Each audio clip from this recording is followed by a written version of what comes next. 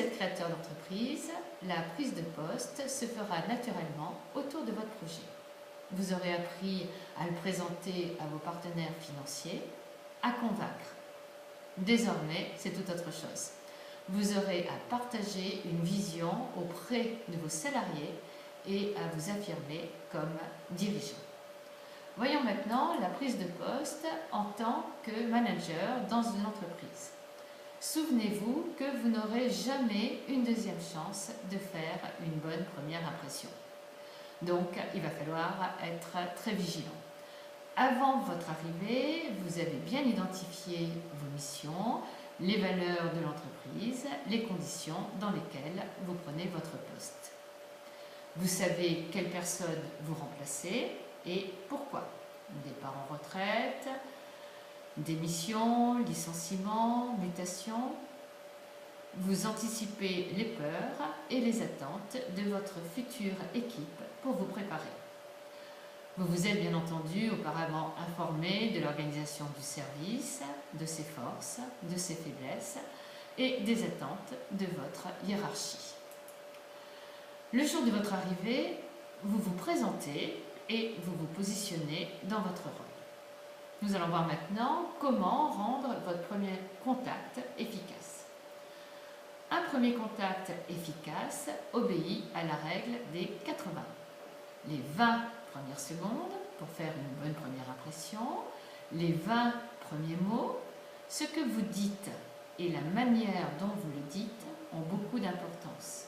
Les 20 premiers gestes, votre attitude est chaleureuse, votre contact visuel est direct, c'est-à-dire que vous regardez les gens dans les yeux, vous souriez, votre poignée de main est ferme et chaleureuse.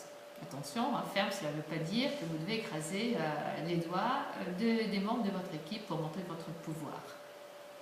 Les 20 premiers centimètres du visage, vous respectez une certaine distance, à peu près d'1 mètre entre vous et votre interlocuteur, afin de ne pas empiéter sur le territoire intime et de le mettre ainsi mal à l'aise. Vous prenez contact avec l'équipe en place en demandant à chacun de se présenter par son prénom, son nom et sa fonction. Faites un effort de mémorisation.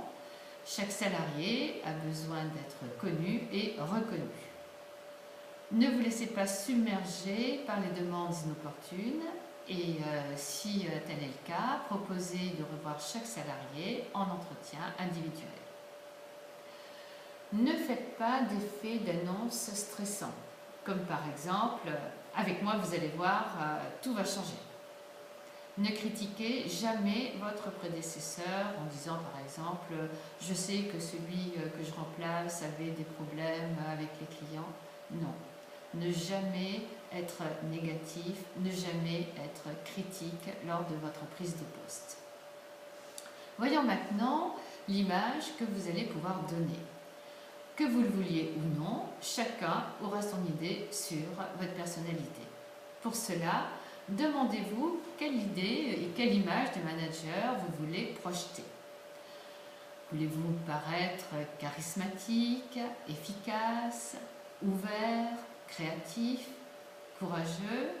Avez-vous peur de paraître inquiet, pessimiste, tatillon?